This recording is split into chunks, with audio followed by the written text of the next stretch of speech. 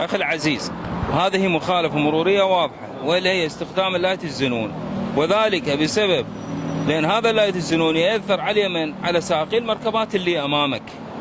وأكيد أنت هذا الأمور ملاحظة أنت من تطلع في طريق. ليش العالي مالتك زنون؟ بس أنا هسه مغلفة بأصفر حاليا هسه. محل السريع ترى صار أسود هسه. شغله خليه مشتغل. يعني هسه هذا ذا مغلفة بهذا اللون، يعني ما يأثر على رؤية السائق اللي أمامك؟ لا ما يأثر شيء. شلون تعرف ما يأثر؟ أنا مجربه هذه. مجربه. أنا أقول لك يأثر، هذا ممنوع وتتحاسب عليه، وأنت تعرف بأنه هذا ممنوع. تعرف يا ما تعرف؟ أعرف والله. شنو هاللايت الزنون مخليه؟ مستوى ما أخذ السيارة أنا. يعني صار لك ايش قد؟ والله صار لي يجوز حتى 10 أيام. هذا 3/7 تاريخ العقد مالك. ايه. يعني هاي الفترة كلها ما منتبه؟ مو مستوى طالع بها أنا بالليل، ما أطلع لا خط ولا شيء اسمه، حتى خطأ صار. هاي مخالفة وراح تتحاسب عليه.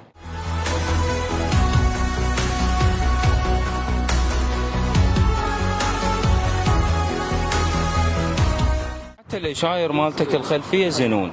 والله شاهد انا اول البارحه اشتريت. لا هذا زنون الإشارة الخلفية. اي اعرف. يعني انت من تعطي إشارة جانبية. الاشاير ما شاهدن والله انا. السائق اللي خلفك. صحيح والله. اعطينا مستمسكاتك. شنو جالس تسوق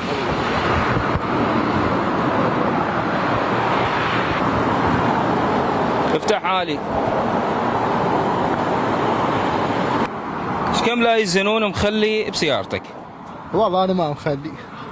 منو اللي مخلي؟ والله انا من اشتريته هيك. من اشتريته؟ اي والله. صار ايش قد عندك سيارة؟ يعني اقل السنه هيك. اقل السنة وما منتبه لهاي المخالفة اللي عندك؟ ما افتح انا عاد. لايتك زنون. الاشاير زنون. هذا الباك لايت الايسر عندك كله طافي. هذا نقص بشروط المتانة والامان. عرفت؟ يعني هسه انت من تريد تستدار جيت اليسار، السائق اللي خلفك ما راح يشوفك. تعال بلا دكتور.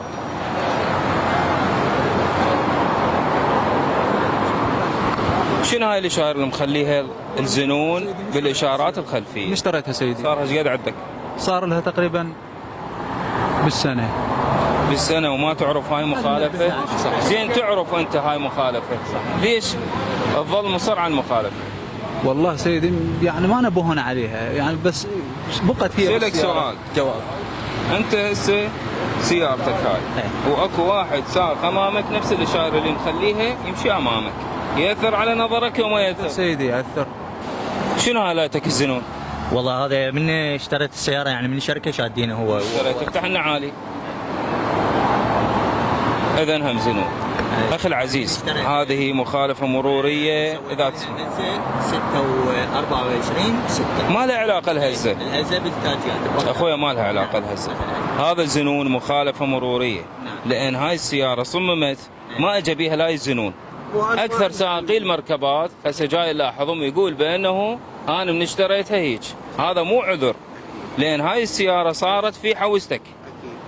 من صارت في حوزتك اي مخالفة موجودة بالسيارة انت تتحملها، ما يتحملها الشخص اللي باع لك اياها. اذا احبتنا المشاهدين مثل ما لاحظتوا ويانا هذه المخالفات التي تم رصدها وتكررت في اغلب الشوارع، وهي استخدام اللايت الزينون وكذلك الاشارات الخلفية الزينون التي تؤثر على رؤية سائقي المركبات.